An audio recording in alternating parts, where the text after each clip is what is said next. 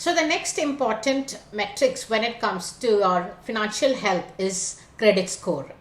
Credit score is nothing but your credit worthiness, and it is based on the credit reports prepared by credit rating agencies. Credit score is a three-digit number between 300 to 850, and this number is very important when you avail for a loan from banks and other financial institutions. Banks and financial institutions disperse loans to you based on your credit score. So any score which is 750 and above until 850 is considered to be good. And if you have a credit score in this range, you are in a better position for a quick and easy disbursal of your loan. But if your credit score is lower than that, then the banks and other institutions will need to have more detailed checks before they disperse loans to you. And hence, it becomes very important for you to ensure that you have a good credit score. In case you're having a low credit score, you can improve the credit score based on the measures that you take. The next metrics that you need to look at when you're looking for a healthy financial life is your financial independence number or ratio, and this is calculated by your current net worth divided by the net worth that you are aiming to achieve for achieving your financial independence. So this is a measure which ensures that you're on track to achieve your financial independence, and as long as you're going in a positive territory in this particular measure, you are set to achieve your financial independence number. The moment this number becomes 100% is when you are financially independent, and that is the time that you have achieved that target of yours. Let's say, for example, if your financial independence number is something like a crore and you have a current net worth of around 50 lakhs, then you are at 50% of your financial independence ratio. The moment it becomes 1 crore, then you are achieved your financial independence. This is a very good measure, especially for somebody who is looking for their financial independence. And each progress that you make on this ratio will actually prove to be healthy in terms of your financial life. There is another way also to look at it, that is through the passive income that you make. Sometimes you may not have an asset base or a net worth as required, but you will have various ways of generating passive income. In that case, financial independent ratio is equal to your passive income divided by expenses. Basically, you're trying to figure out how much of your expenses can be covered by your passive income. Here again, once you achieve 100%, then you are financially independent. Let's say, for example, you are having a passive income of around 50,000 and your expenses are around 1 lakh.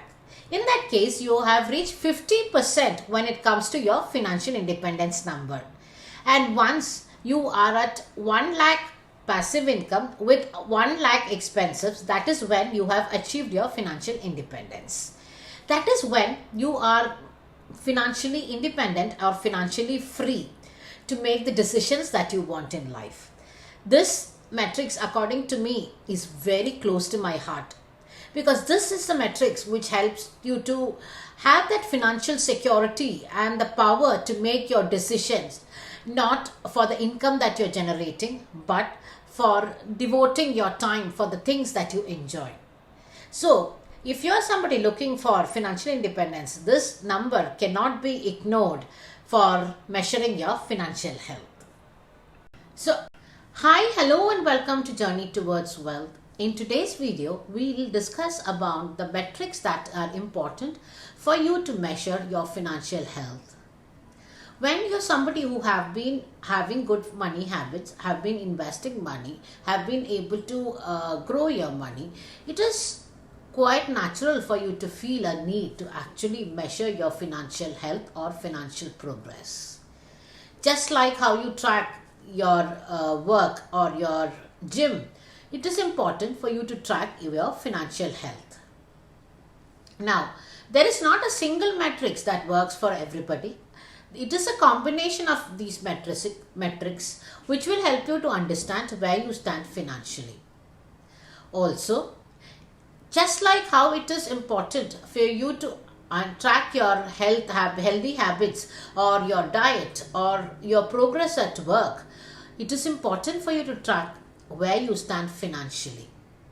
All of our situations are different, but again, you need to have a fair idea about how much are you progressing over time in your financial life. In today's world, what happens is success is generally assigned to a high paying job or the power position that you hold, but we fail to measure financial health in this aspect.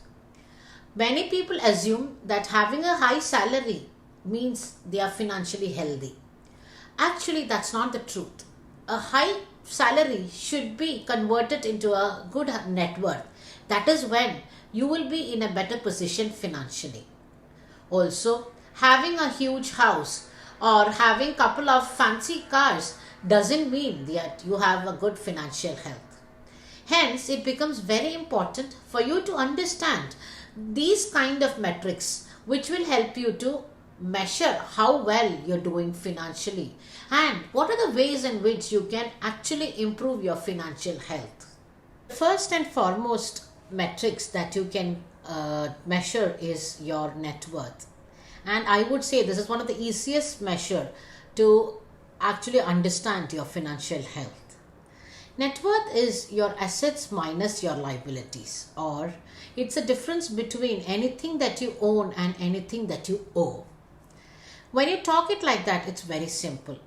But you need to understand deeper to actually measure your financial health. Now, what are your assets? Your assets can be anything that increase value over a period of time or things that will help you to actually make money over a period of time. Whereas liabilities is something that reduces the value of your net worth, or which brings down the value of your net worth.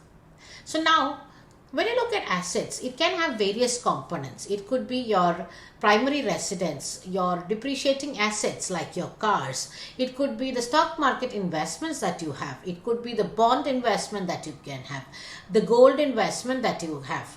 All those kinds are your assets, and your liabilities are your personal loan, your credit card payment, your housing loan, your educational loan, your vehicle loan, all that are your liabilities. So many people assume that as long as your net worth is positive, it is good, and when your net worth goes up, it is good. But you need to understand further and understand the components for you to actually measure your financial health. Let's say, for example, if most of your money is stuck in the primary residence or in the depreciating assets, then the chances for your net worth to grow would actually come down a lot. Let's say, for an example, if you are having a net worth of around 10 crores and if around 6 crores is stuck in your primary residence, then the chances for your money to make money comes down because the 6 crores might appreciate in value, but you will not be able to take out anything out of it because you're still living in that house unless you decide to downgrade, sell off the house and then make the investment. It is not going to grow in value or it is not going to make money for you over a period of time. So that is why it gets critical for you to actually understand the components. Ideally, you should not have more than 30% of your net worth in your primary residence and not more than 10% in depreciating assets like cars, which means only 60% of the total value of your net worth is working for you and is growing over a period of time. Whereas as you grow older, when you reach 40-45, then you should not allocate more than 20% towards your primary residence and 10% towards your depreciating assets like cars. So which means around 40, 45, 50, you should have around 70% of your net worth working for you and growing money. Many a times this becomes difficult for people because they are in an urge to show the world they are rich and doing well. So they buy expensive houses, fancy cars to show the world how rich they are. Whereas in reality, they may be cash poor and house rich, which is not a healthy sign for your financial health. So, if you're somebody who has not tracked your net worth in this perspective and has not realized that you are cash poor and house rich, then it's time for you to understand this and take necessary measure for you to increase your net worth and thus improve your financial health. As much as it is important to track your assets, you need to also track your liabilities, because liabilities can include any payments that you need to make. It could be your credit card payment, it could be your personal loans, it could be your housing loan, it could be your car loans, or any other loans that you need to repay. Here the important thing is, if you are having higher percentage of payment towards high interest loans like your credit card or your personal loan, you are actually reducing your capability to save and invest more.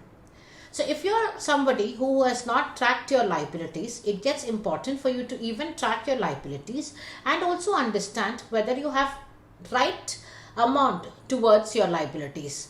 It is best to avoid bad liabilities, that is with high interest rate like your credit card or your personal loan, and it is okay to maintain some degree towards your good liability like your educational loan or your housing loan. So just like asset, you need to also understand the composition of your liabilities so that you can measure your financial health in terms of your net worth in a more better way, rather than just looking at the net worth as just a number. You need to go deeper into it and understand the components to understand whether you are in the best possible financial health. The third important metrics when it comes to understand your financial health is free cash flow ratio. This is a kind of extension of the previous savings rate ratio with a slight difference. Basically, to calculate your free cash flow ratio, first you need to understand your expense to income ratio. This is nothing but your expenses divided by your total income into 100. Basically, you're trying to find out what percentage of your income goes towards your expenses. Let's look at this with a real life example. If somebody has a total income of around 50,000 rupees per month, and they actually have an expense of around 30,000 for the month, then their expense to income ratio will be 30,000 divided by 50,000 into 100, which is around 40%. Here we need to know that this is just your expense to income ratio. But what is your free cash flow ratio? Your free cash flow ratio is what is the cash flow that is available with you at the end of the month after taking care of your expenses divided by your total income into 100, which is, here you are having an income of 50,000 and you're spending around 30,000 towards your expenses. So at the end of the month, 50,000 minus 30,000, which is around 20,000, is your cash flow which is available after all your expenses.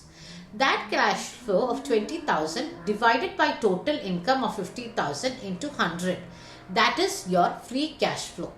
So in this example, we have a free cash flow of around 40%, which is considered to be great in terms of your financial health.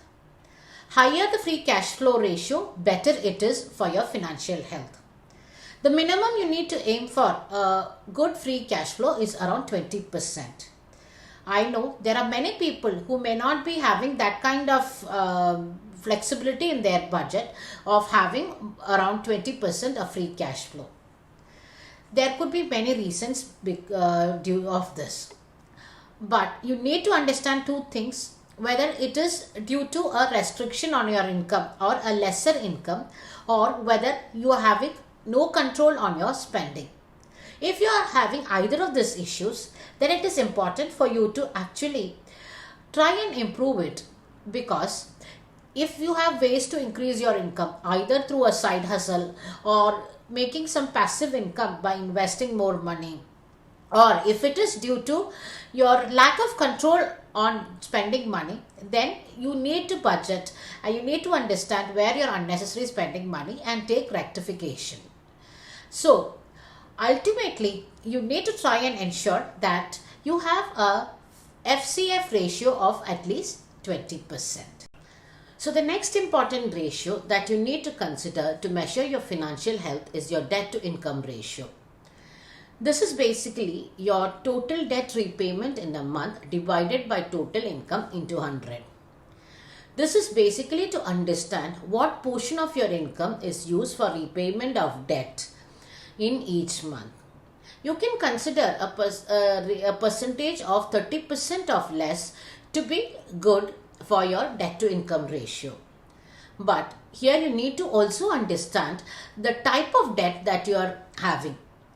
If this 30% of your debt to income ratio has more of a credit card debt with a higher interest rate payment, that cannot be considered as a healthy ratio.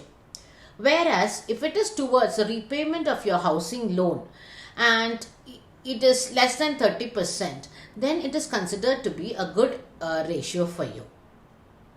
Also, you need to consider the total amount of your debt also when you consider this debt to equity ratio, debt to income ratio.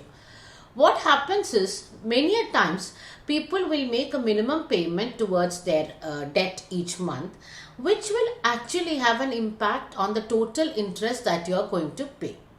The lesser amount of debt you are paying each month, higher will be your interest rate payment. So that also need to be considered when you consider debt to income ratio.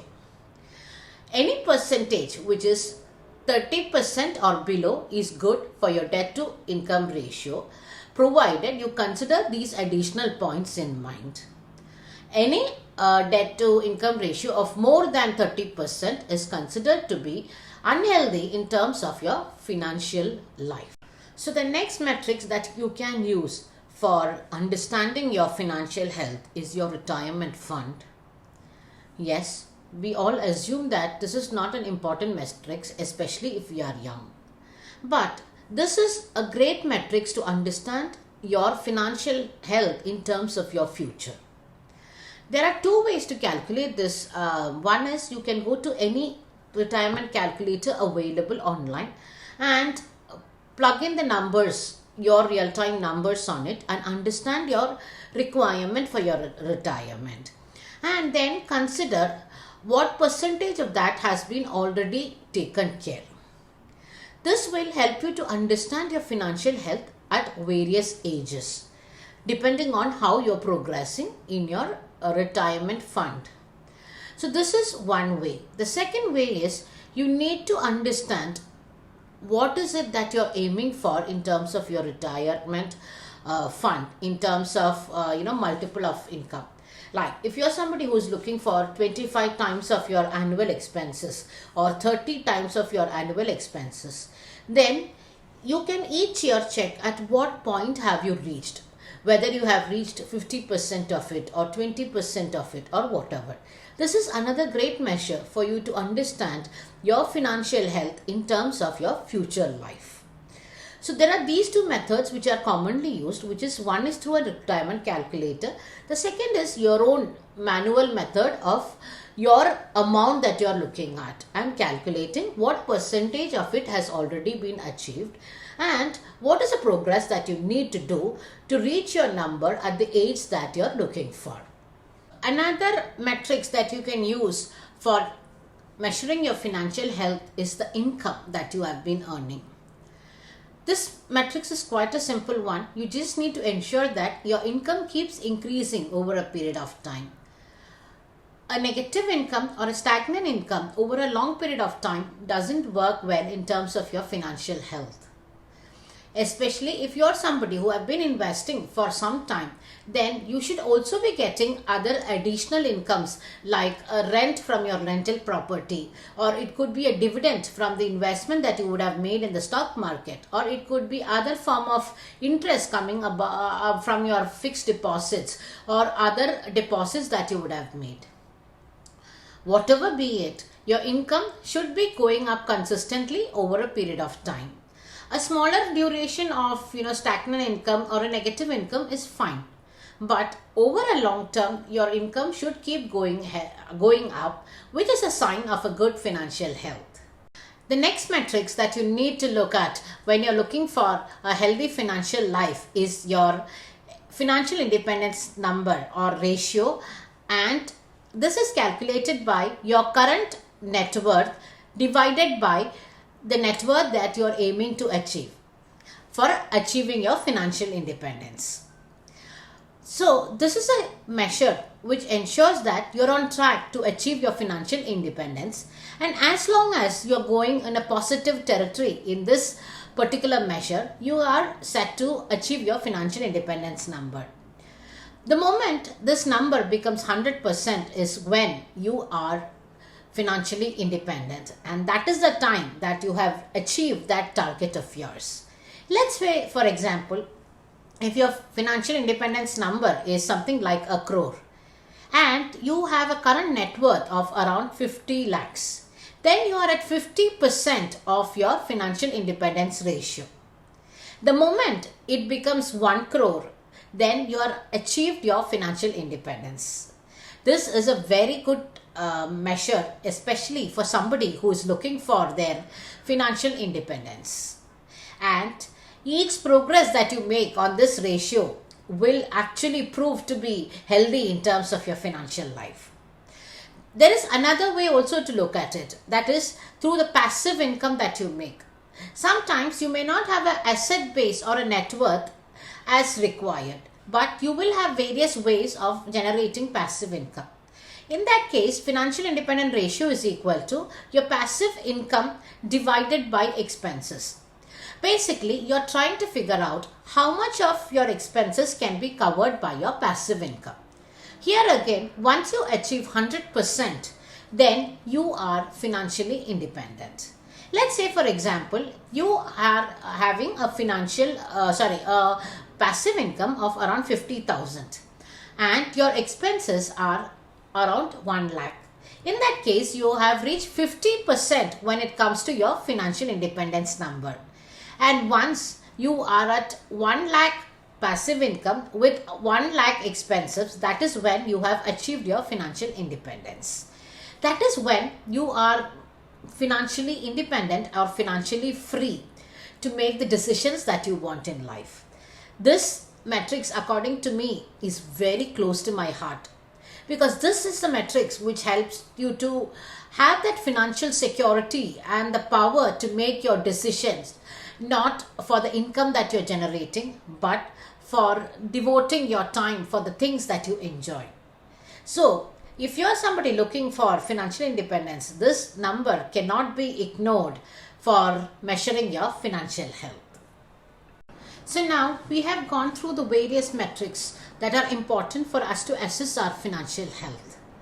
But we cannot say one metric is better than the other, and that's a metric that you need to follow. It's always better to have a combination of these metrics to assess your financial health. Also, it is important for you not to ignore any of these metrics, because each of these metrics actually gives a picture of the different aspects of your financial health.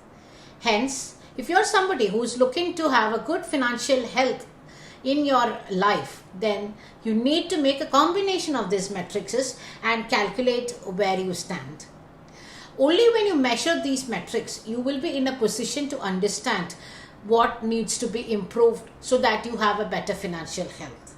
Hence, if you are not up to the mark on any of these metrics, it's a time for you to rethink and take the necessary step so that you have a wonderful financial health. I hope this video finds help to at least many of you. In case you find these videos helpful, Please like, share and subscribe to this channel. Thank you for your time.